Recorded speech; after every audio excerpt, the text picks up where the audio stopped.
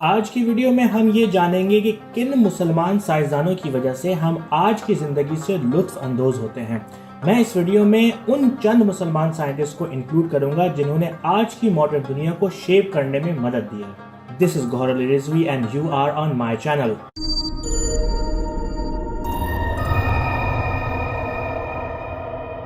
عباس ابن فرناس اسپین سے تعلق رکھتے تھے۔ وہ یقین رکھتے تھے کہ انسان اڑ سکتا ہے اور انہوں نے پرندوں کو اسٹڈی کیا اور وہ اس آئیڈیا سے اتنے زیادہ انسپائر ہوئے کہ انہوں نے خود ہی پہلی بار اڑنے کی ٹھانی اور اپنے بنائے ہوئے ماڈل میں اڑنے کے لیے ایک اونچی جگہ سے جمپ لگائی۔ وہ کچھ دیر تک اڑتے بھی رہے لیکن بیلنس برقرار نہ کرنے کی وجہ سے شدید زخمی ہوئے، کیونکہ ان کے ماڈل میں دم یعنی کہ ٹیل نہیں تھی، جس کی وجہ سے پرندے بیلنس کرتے ہیں اور اس طرح وہ کہلاتے ہیں وہ پہلے شخص جو کہ ہوا میں اڑے۔ وہی سیم پرنسپل رائٹ برادرز نے بھی یوز کیا اور آج ہمارے جہاز اسی پرنسپل پر چلتے ہیں۔ ناصر الدین الطوسی ایران سے تعلق رکھتے تھے اور تقریباً 13ویں اور 14ویں صدی میں ان کا زمانہ رہا۔ ان کا سب سے پرومیننٹ کام ایسٹرونومی سے ریلیٹڈ رہا۔ انہوں نے ہلاکو خان سے ریکویسٹ کر کے اپنے لیے ایک لیب تعمیر کروائی جہاں وہ اپنے میجرمنٹس اور ایکسپیریمنٹس کیا کرتے تھے، جہاں انہوں نے پہلی بار ایسٹرونومی کے لیے ٹریگنومیٹری کا استعمال کیا۔ انہوں نے بہت ایکوریسی کے ساتھ دوسرے پلانٹس کی پوزیشن اور ان کا ارتھ کے ساتھ موازنہ کیا۔ ان کی میجرمنٹس اتنی کمال کی تھی کہ اگلے 200 سال تک انہی کو ریفر کیا گیا اور پھر کپرنیکس کے ہیلیو سینٹرک ماڈل نے انہیں ریپلیس کیا۔ اسی ہیلیو سینٹرک ماڈل سے ہی ہم جانتے ہیں کہ ہمارے سولر سسٹم کس طرح کا بنا ہوا ہے۔ اس کے ساتھ ساتھ انہوں نے توسی کپل ایجاد کیا جس میں انہوں نے ایک ماڈل تیار کیا کہ دو سرکلز کو کس طرح سے موو کیا جائے تو وہ لینئر موشن میں موو کرتے ہیں۔ شاید آپ کو لگتا ہے کہ یہ اتنا امپورٹنٹ نہیں، لیکن ویڈیو کے آخر میں آپ جانیں گے کہ اس کی وجہ سے کیا کیا انوینشنز ہوئی ہیں۔ محمد ابن موسیٰ الخوارزمی، جن کو صرف الخوارزمی کے نام سے بھی جانا جاتا ہے، ہی از مائی فیورٹ ون۔ یہ بھی ایرانی سائنٹسٹ ہیں جو کہ 8ویں اور 9ویں صدی سے تعلق رکھتے ہیں۔ انہوں نے الجبرا ایجاد کیا، یہ انتہائی اہم ایجاد رہی ہے، ایون کہ ان کا نام الخوارزمی جس سے ورڈ الگوریدم بنتا ہے۔ ان کے کمال کے کارناموں میں سے ایک عربک نیومرلز کا بھی استعمال ہے۔ ان سے پہلے نمبرز رومن میں لکھے جاتے تھے، یعنی کہ ایسے، جو کہ ایک بہت ہی مشکل کام تھا اگر بڑی کیلکولیشنز کرنی ہو تو۔ فار ایگزامپل رومن نیومرلز میں 88 ایسے لکھا جاتا ہے۔ الخوارزمی نے پہلی بار انڈین نیومرلز کی بیس پر عربک نیومرلز متعارف کروائے جو کہ رومن نیومرل سے بہت ہی زیادہ بہتر تھے اور آسان بھی۔ آج جو ہم نیومرلز یوز کرتے ہیں وہ انہی کی وجہ سے ممکن ہوا۔ ابو القاسم الزہروی، ان کا تعلق بھی اسپین سے رہا۔ ان کی خدمات میڈیکل سائنس میں کی جاتی ہیں۔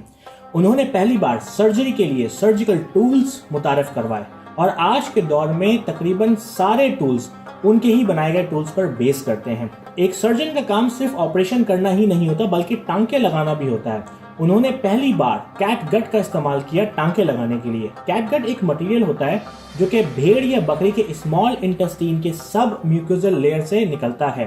اس کے فوائد یہ ہیں کہ یہ نان ٹاکسک ہوتا ہے، اس میں پروٹین ہوتا ہے اور 90 دن کے اندر خود بخود گھل جاتا ہے، جس کی وجہ سے یہ ایک دم پرفیکٹ چوائس تھی ٹانکے لگانے یعنی کہ سوچرز کے لیے۔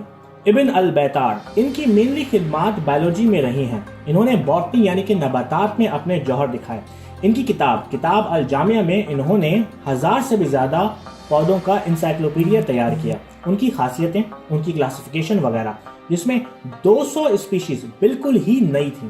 انہوں نے اس کتاب میں میڈیکل پوائنٹ آف ویو سے بھی پلانٹس کے بارے میں بتایا۔ ابن الحیثم، عراق سے تعلق رکھنے والے ابن الحیثم نے آپٹکس پر کام کیا۔ وہ پہلے سائنٹسٹ تھے کہ جنہوں نے اس بات پر زور دیا کہ کسی بھی نظریے کو بنا تجربے یا بنا صحیح حساب کے نہیں ماننا چاہیے، یعنی انہوں نے پہلی بار سائنس کی ریئل ڈیفینیشن بنائی کہ سائنس ہونی کیسے چاہیے ہے۔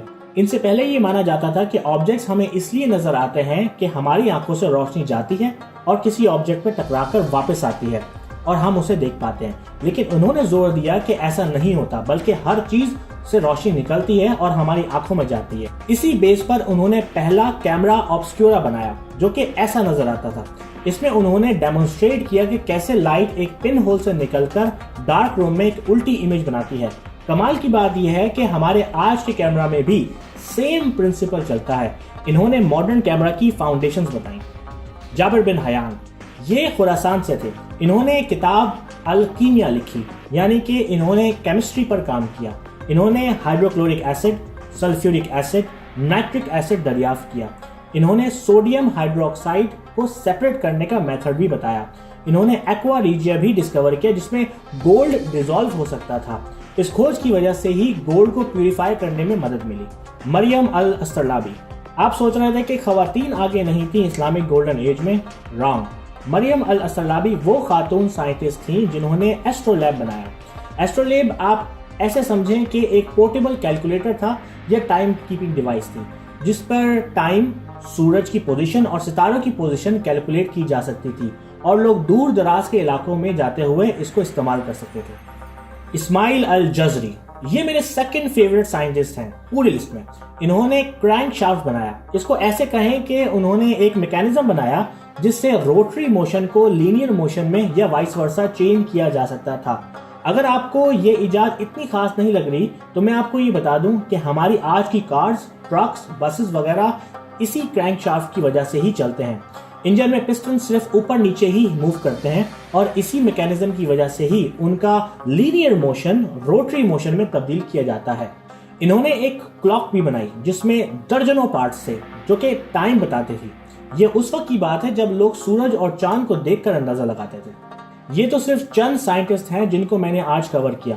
इसके अलावा बहुत से साइंटिस्ट हैं जिनकी खिदमात रही हैं।